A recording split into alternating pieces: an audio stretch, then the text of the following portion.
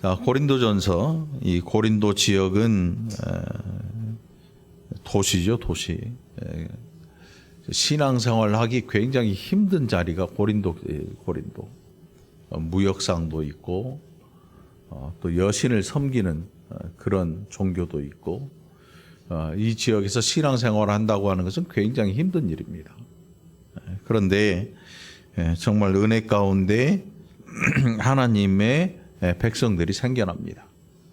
오늘 본문 보니까 1장 1절에 보면 바울이 자기의 사도권에 대해서 이야기하면서 1장 2절에 고린도전서 1장 2절에서 뭐라고 하냐면 고린도에 있는 하나님의 교회 곧 그리스도 예수 안에서 거룩하여지고 성도라 부르심을 받은 자들과 또 각처에서 우리의 주 곧 그들과 우리의 주 되신 예수 그리스도의 이름을 부르는 모든 자들, 이렇게 얘기해요.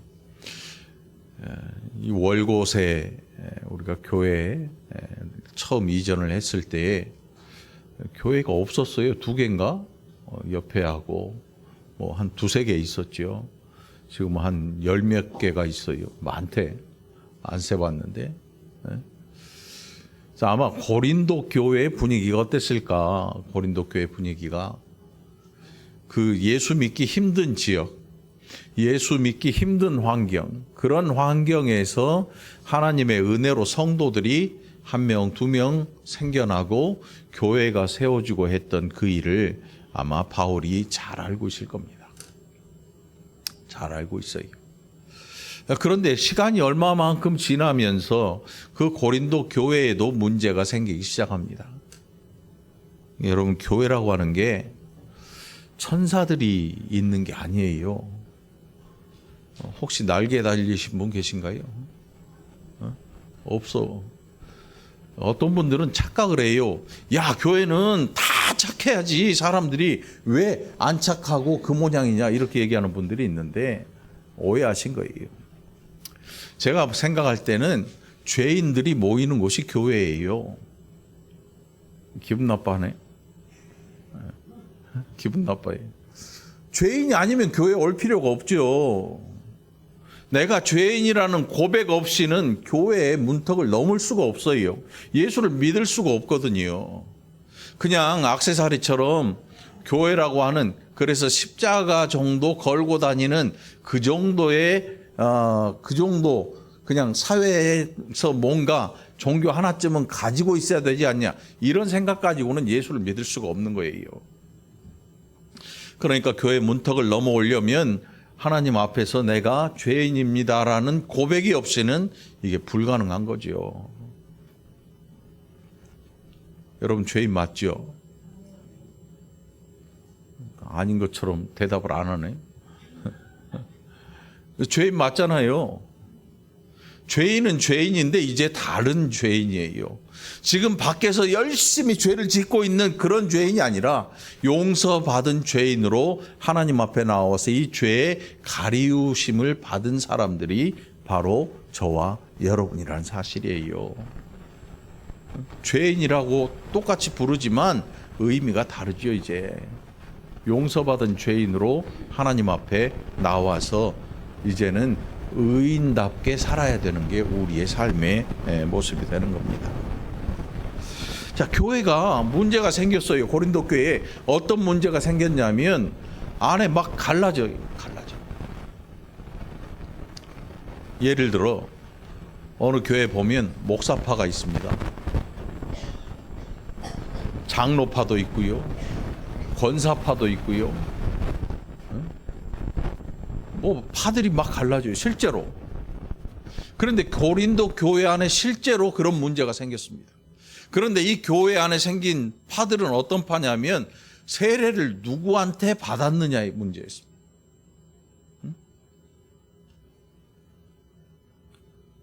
10절에 보니까 바울이 고린도 교회에 서신을 기록하고 보내면서 분쟁이라는 단어를 쓰고 있습니다. 10절과 11절에도 분쟁이라는 단어가 나오죠. 우리가 알고 있는 것처럼 분쟁이 뭐냐 하면 갈라지고 싸우는 거예요. 여기 이렇게 3파잖아요. 제가 보니까 우리 교회도 틀림없이 파가 있는 것 같아. 그래서 찾아봤어요. 있더라고. 주방에 대파, 쪽파, 양파 이런 게 있긴 있더라고. 있긴 있어. 앉는 자리 가지고는 파가 없죠. 그런데 앉는 자리가 동일해. 그런데 이거는 파가 아니야. 그냥 자리가 있을 뿐이지. 근데 정말 중요한 건 뭐냐면 고린도 교회 성도들이 복음을 받을 때 제가 한번 개인적으로 제 상상력을 동원해서 한번 생각을 해봤어요. 야, 이 고린도 지역에서 복음을 받는다는 것은 어떤 의미였을까? 예수 믿기 정말 힘든 환경이에요. 여신을 섬기는 그런 행사도 있고 여러분 브라질이나 이런 데 가면 축제 있잖아요. 축제. 그 축제 가보면 그 기독교 축제가 아니에요. 이거 완전 마귀 축제지. 여신으로 여신 형상을 만들고 마귀 형상도 만들고 자기 팔에다가 이 쇠꼬챙이를 찌르고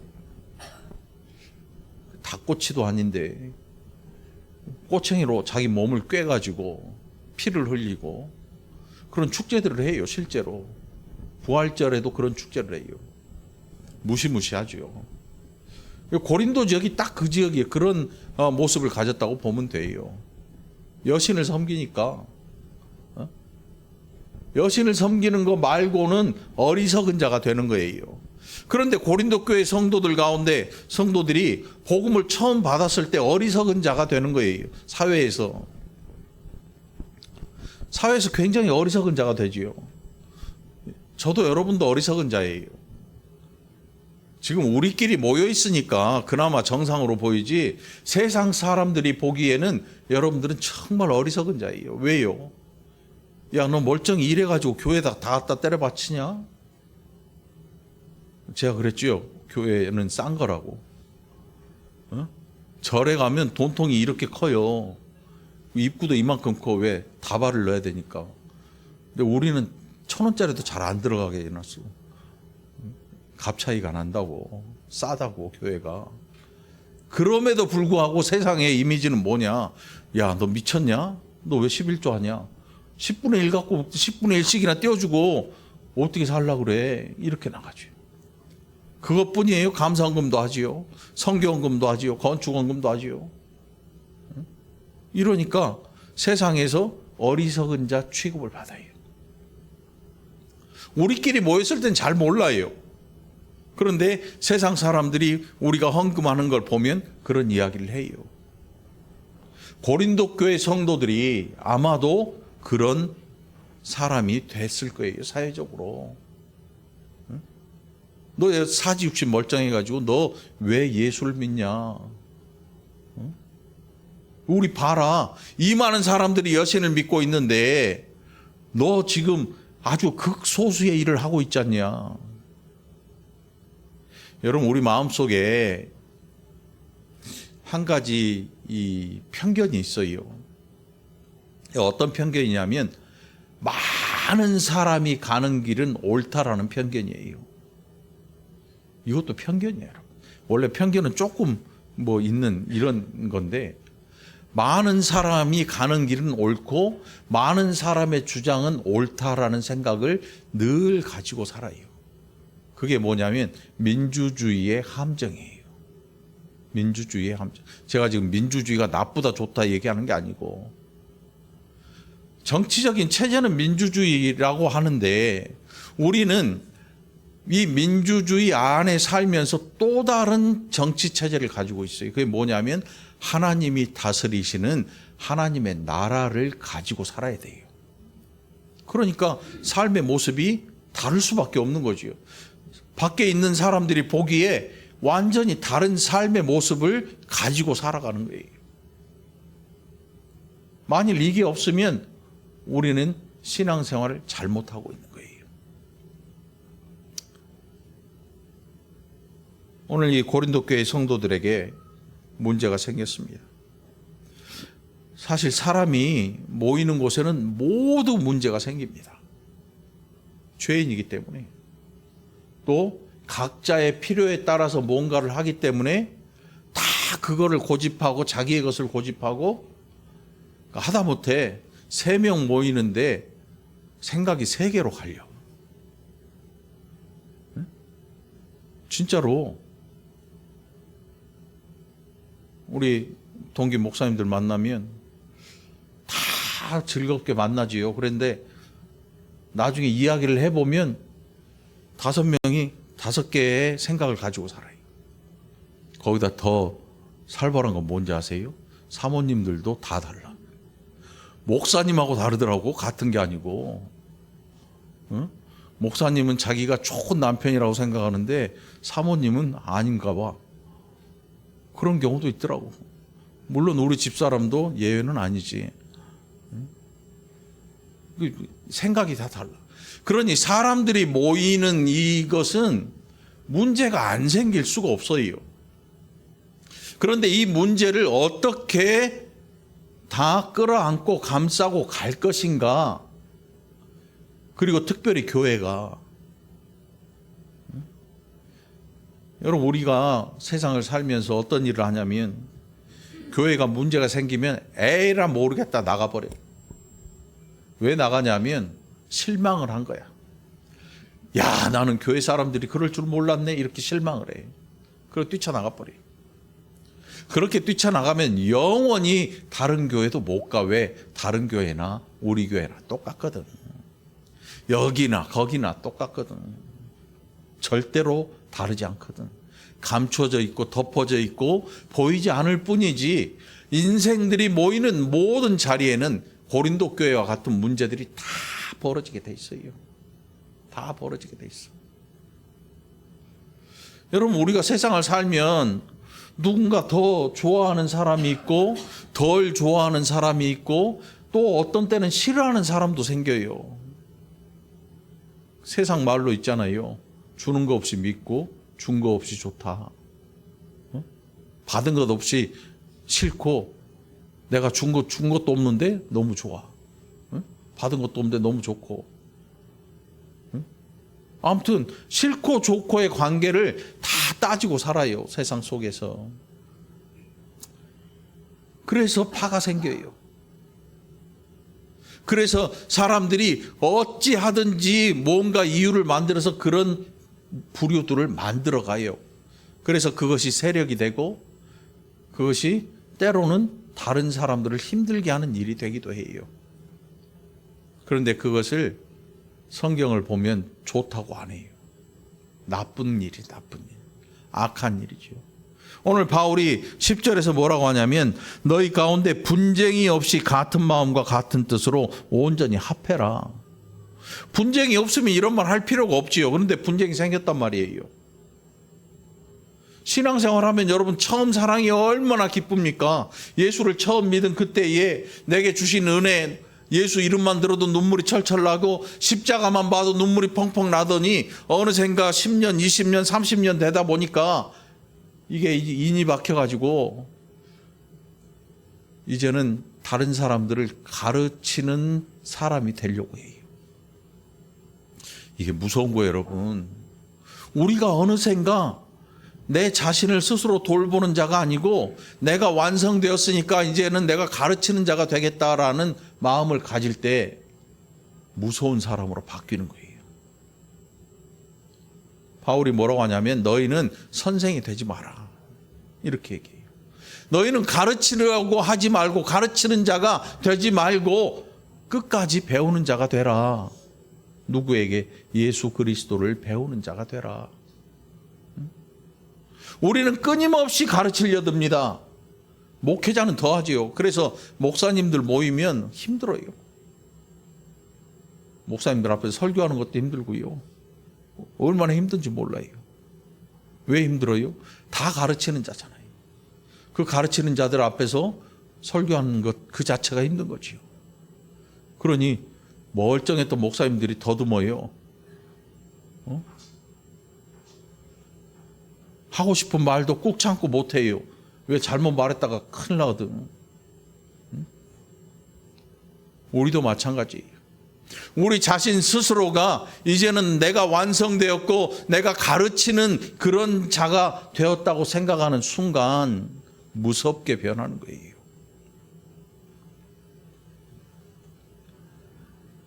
내 형제들아, 글로의 집 편으로 너희에 대한 말이 내게 들리니 곧 너희 가운데 분쟁이 있다는 것이라. 그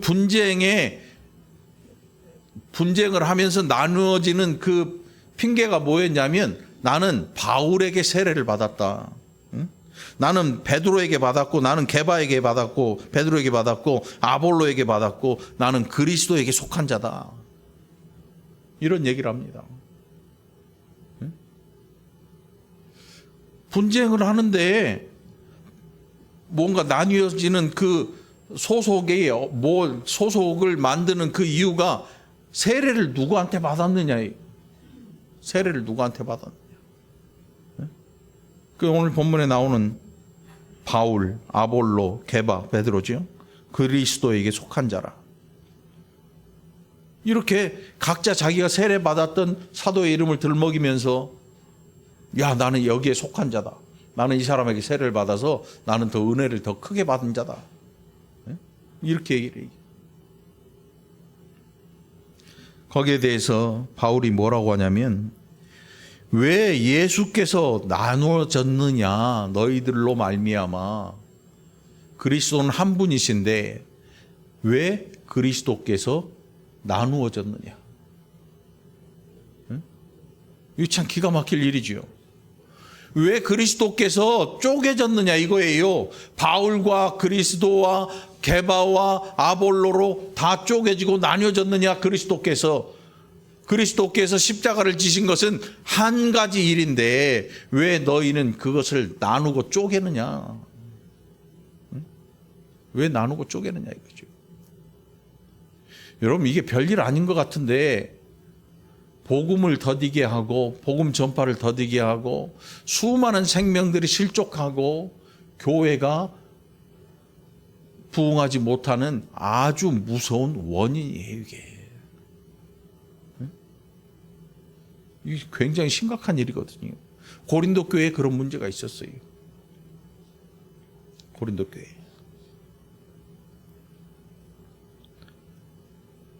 바울이 뭐라고 하냐면, 내가 너희를 위하여 십자가에 못 박혔느냐, 너희가 내 이름으로 세례를 받았느냐, 이렇게 얘기합니다. 다시 말하면 예수 그리스도의 이름으로 세례를 받고 예수 그리스도께서 우리를 위하여 십자가에 달리셨는데 왜 너희는 바울이 십자가에 달린 것처럼 바울의 이름으로 세례를 받은 것처럼 그렇게 편이 갈라지고 나누어졌느냐. 그렇게 하지 말아라. 이제는 한 마음과 한 뜻으로 다시 합쳐라. 뉴스를 한동안 보는 게 너무 답답했어요. 왜냐하면 교회가 막 갈려나갔거든요. 우리가 알고 있는 교단 정도가 아니고 정치적인 일로 교회가 막 정말 믹서기에 집어넣고 갈아버린 것처럼 왱왱 소리가 나고 갈려나가고, 어떤 분들은 좋아서 막 환호성을 지르고 어떤 분들은 땅을 치고 통곡을 하고 큰 소리를 내고, 이 조그마한 손바닥만한 나라에서 교회가 갈갈이 찢기는 모습들을 뉴스를 통해서 봐요. 여러분, 우리 중에는 그런 분들이 없기를 바라요. 적어도 교회 안에서는 정치적인 어떤 것 때문에 다른 사람을 상처 입히는 일이 없어야 돼요. 내가 어느 편에 서 있느냐 이게 중요한 게 아니에요. 내가 누구의 이름으로 세례를 받았느냐. 예수의 이름으로 세례를 받은 거예요. 예수님께서 나를 위해 십자가를 지신 거지요. 단 한 분 예수밖에는 우리에게 나타날 리가 없어야 될 줄 믿으시기 바랍니다. 그래서 교회가 한 마음과 한 뜻을 가지게 되는 거죠. 지금 심각한 교회들이 꽤 많아요, 여러분. 심각한 교회들이 꽤 많아. 목사님이 획가닥 해버리니까 막 한쪽으로 치우치기도 하고, 또 한쪽으로 반대쪽으로 치우치기도 하고 극과 극을 달려버려. 요즘 사람들이 이런 걸 좋아하나 봐. 한 번 빠지면 극과 극을 달려. 게임도 빠지면 중독에 가깝게 달려가 버리고, 뭔가에 빠지면 한 여자를 좋아하면 극으로 달려가 버려요.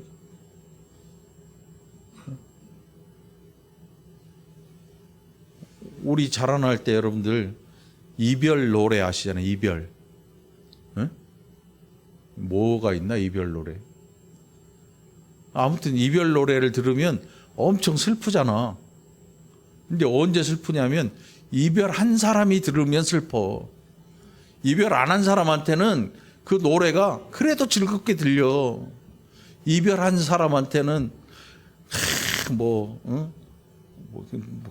그런 노래가 뭐 있는데, 아무튼 한 잔 또 한 잔을 마셔도 뭐 어쩌고 저쩌고 하고 좋다 이런 노래도 있고 그래요. 그렇게 이별을 이겨내는 그런 시대가 있었어요. 요즘은 이별이라는 이 일들을 겪는 것 자체를 싫어요. 그래서 데이트 폭력이 죽여버리는 거야. 너 내가 싫어? 그럼 살지 마. 여기까지 가버려. 그거로 극단적으로 치달아가. 극단적으로. 신앙생활도 하다 보니까 재미가 없어. 왜 재미가 없어요? 우리뿐만이 아니고 아주 오래전에 이스라엘 남자들에게도 재미없는 신앙생활이 있었어요. 왜? 이거 교회라고 나가고 이 성전이라고 가보고 선지자 만나봤자 맨날 하는 얘기가 그 얘기야. 너 죄 짓고 살면 안 돼. 너 그러다 하나님 진노하셔. 망할 거야. 응? 네가 드리는 제사를 하나님이 받으시겠냐. 이런 말이나 자꾸 들리니까 신앙생활이 너무 지겨운 거야. 그래서 호주머니 손 넣고 길을 가고 있는데 한쪽 구탱이에서 시끌시끌한 소리가 들려요. 가봤더니 여자들이 빨개 벗고 뛰어놀고 난리가 난 거야. 이스라엘이 푸른 나무 아래서 음행을 하는 모습이 뭐냐 하면 거기에서 이방 신을 섬기는 거예요. 실제로. 여자 사제들이 옷을 제대로 안 입어. 그리고 팔짝팔짝 뛰고 돌아다녀. 그것을 본 이스라엘 남자들이 다 쫓아가 버리지. 야, 말만 들리는 그 종교 싫어. 우리는 눈에 보이는 게 좋아. 신앙생활 하면서 우리에게 나타나는 이런 증상들이 있어요. 어떤 겁니까? 지금 당장 뭔가 손에 잡히는 게 없어요. 그런데 누군가 큰 소리 나는데 가보니까 막 신나는 소리를 해댑니다. 홀딱 빠져버려요. 홀딱 빠져요. 네? 진짜로 빠져요.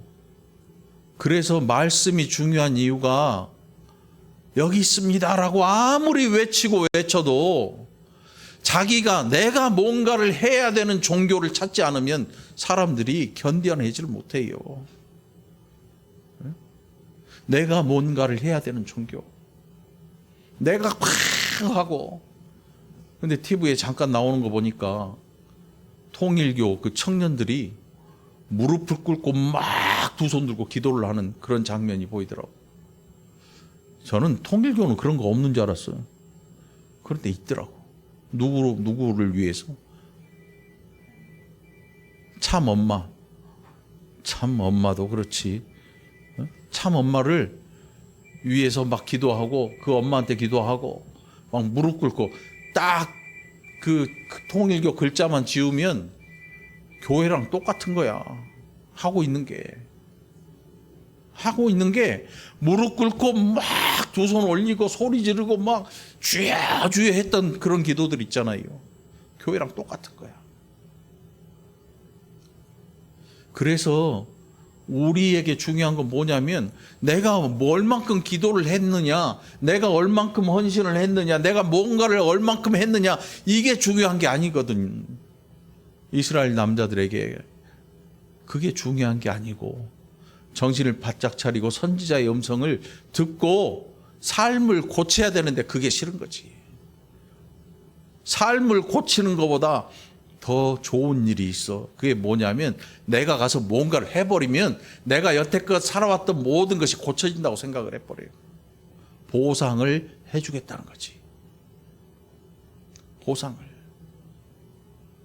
이게 이 시대에 극단적으로 치닫는 사람들의 모습이에요. 극단으로 갑니다. 무엇을 해도 극단으로 가요. 그런데 여러분, 하나님 말씀 앞에 무릎 꿇고 남아있는 게 이렇게 힘든 거야. 이렇게 힘들어. 왜냐하면 다른 사람들 보면 무릎 꿇고 있다가 다른 사람들 보면 내가 지금 잘못하고 있는 것 같아. 잘못 살고 있는 것 같아. 이거 들어가지고는 답이 안 나올 것 같아. 그러니까 벌떡 일어나서 그쪽을 향해서 치닫는 거죠. 이쪽인지 저쪽인지 자기가 원하는 바, 자기의 필요를 채울 것 같은 방향을 향해서 극단적으로 치닫는 거죠.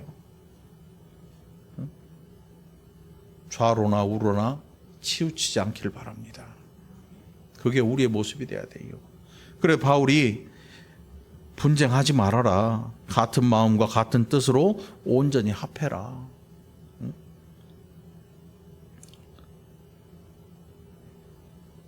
바울이 세례를 몇 명에게만 줬어요. 아마 바울도 알고 있었는 것 같아요. 누군가 바울에게 세례를 받고 나는 바울에게 세례를 받았다는 바울파가 생겨날까 봐 실제로 그런 파가 존재했어요.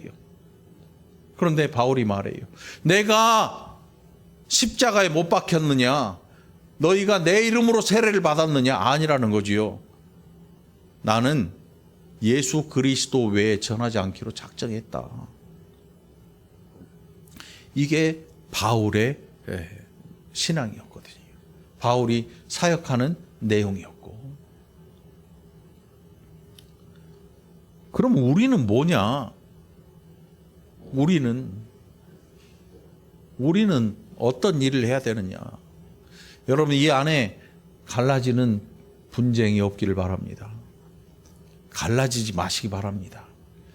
그래서 사람과 사람을 엮어가면서 이렇게 만들어가는 거, 그 죄악이에요. 그렇게 하지 마세요. 물론 우리 교회는 그게 없지요. 없어도 너무 없어.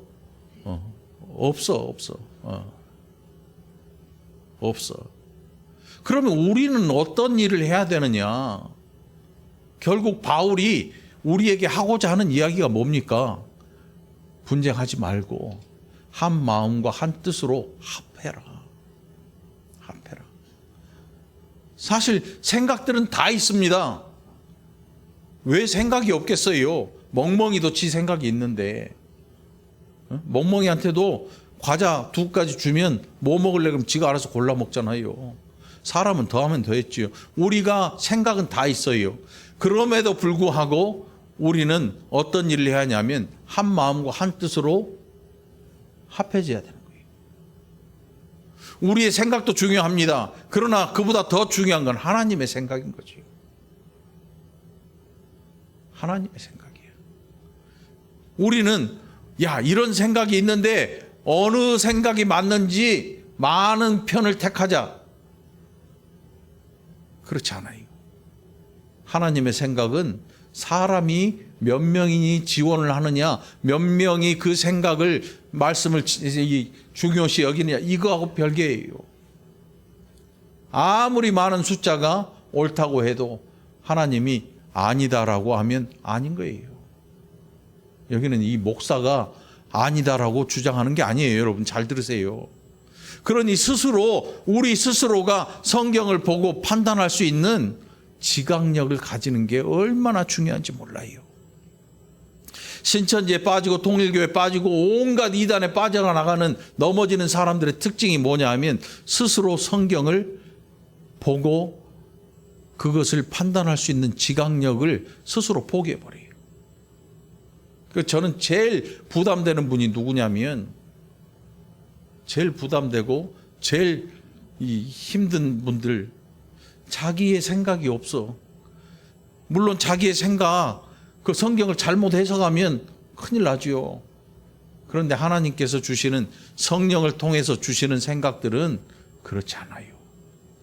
그래 드러나요. 하나님의 생각을 알 수 있게 우리에게 지각을 주시지요. 우리가 성경을 열심히 읽고 성경 공부를 하는 이유가 뭡니까? 지각이 올바로 설 수 있도록, 가질 수 있도록. 이런 거 목사님이 알아서 해버리세요. 목사님이 말했으니까 맞겠지요. 영을 시험해 보지 않으면 알 길이 없습니다, 여러분. 영을 스스로 시험해 보지 않으면 알 길이 없어요. 실제로 어떤 분들은 막 엉뚱한 소리 막 하는데 할렐루야 아멘 하면서 박수를 치고 난리가 나더라고. 이유가 뭐냐면 내가 가지고 있어야 할 지각력을 다 줘버리는 거야, 남한테. 에이, 개나 줘버려.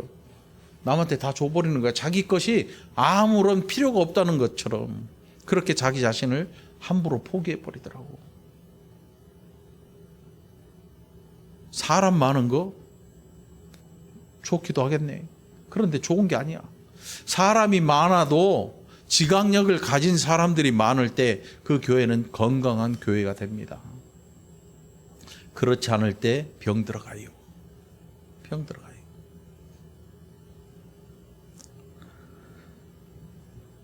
(17절입니다) 바울이 고린도 교회 성도들, 분쟁하는 성도들에게 뭐라고 하냐면 그리스도께서 나를 보내신 것은 세례를 베풀게 하려 하심이 아니다.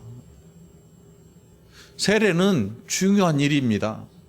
그러나 그것보다 더 중요한 일은 복음을 사람들에게 들려주고 그 복음으로 사람들이 예수의 사람으로 하나님의 백성이 되는 그 일을 겪게 해줘야 되는 거예요. 그 일을 바울이 하고 있는 거거든요. 그러니까 바울이 전하는 복음은 이게 자기를 위한 것을 조금 섞어 넣는 그런 게 아니었어요. 제가 늘 가끔 얘기하죠. 늘 얘기하죠. 성경 공부를 목적을 가지고 해버리면 실패해요. 왜냐하면 그 안에는 목회자에게 함부로 하지 못하는 그런 부분을 집어넣거든요. 그래서 뭐 선지자나 뭐 이런 것들 함부로 하지 못하게 하고, 물론 목회자에게 함부로 하는 분이 없지요. 함부로 하는 분이 없지요. 그런데 그 목회자의 말을 하나님의 말씀처럼 들어버린 사람들도 있어요. 절대 그렇지 않거든요. 그런 것들로 바울이 전한 복음은 완전히 순수한 복음이었어요. 순복음이 아니고 순수한 복음. 자기가 섞이지 않은 사람이. 그런데 이게 참 힘들고 어려운 거예요, 여러분. 내가 이게 없어진 그 복음이 바울의 복음이었어요. 물론 다른 사도들도 이런 복음을 전했지요. 그런데 그 복음을 듣고 교회에서 힘을 가지게 된 사람들이 나중에 이거를 만들어내는 거예요.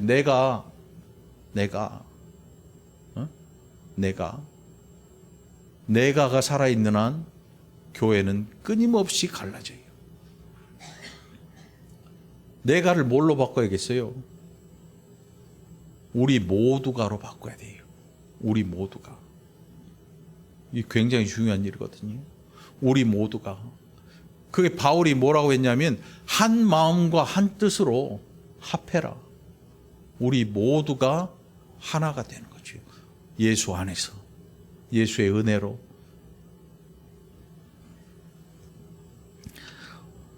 오직 복음을 전하게 하려 하심이로되 말의 지혜로 하지 아니함은 그리스도의 십자가가 헛되지 않게 하려 함이라. 말 잘하는 그리스도인보다 믿음으로 행하는 그리스도인이 많이 필요해요. 이 시대에는 말 잘하는 사람이 얼마나 많은지 모릅니다.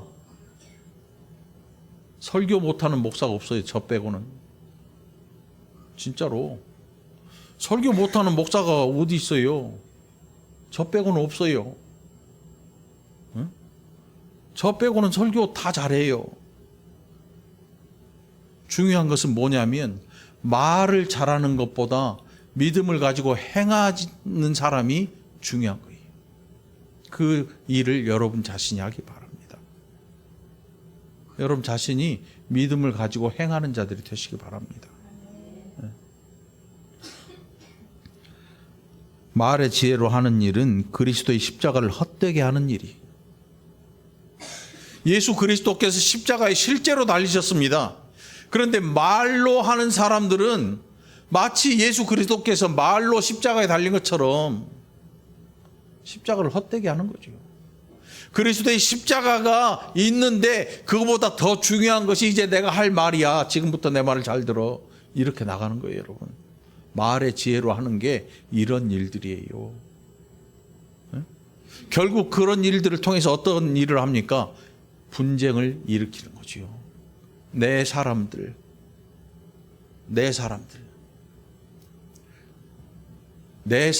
많이 모으는 게 훌륭하다고 생각하는 사람들. 그런데 우리가 그런 일을 하면 안 돼요. 그건 악한 일이거든요. 여러분 스스로 돌아보시기 바랍니다. 18절에서 우리가 17절까지 봉독했는데 18절에서 바울이 아주 중요한 이야기를 합니다. 십자가의 도가 멸망하는 자들에게는 미련한 것이다. 그러나 구원을 받은 우리에게는 하나님의 능력이다. 이유가 뭐냐면 바울이 전하는 이 십자가의 도는 하나님의 능력을 전하는 일이지 내가 멸망하는 자들이 보듯이 미련한 그 일을 하는 게 아니다. 멸망하는 자들이 십자가를 보고 뭔 생각을 하냐면 야, 예수는 능력도 많은데 왜 죽어버렸냐 이거거든요.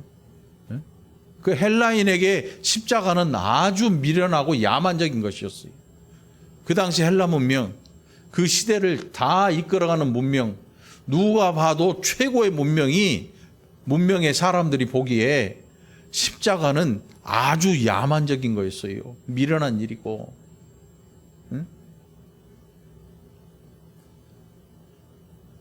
여러분 사람들이 내 말 한마디에 움직일 수 있는 사람이 한 5만 명, 10만 명 된다고 해보세요.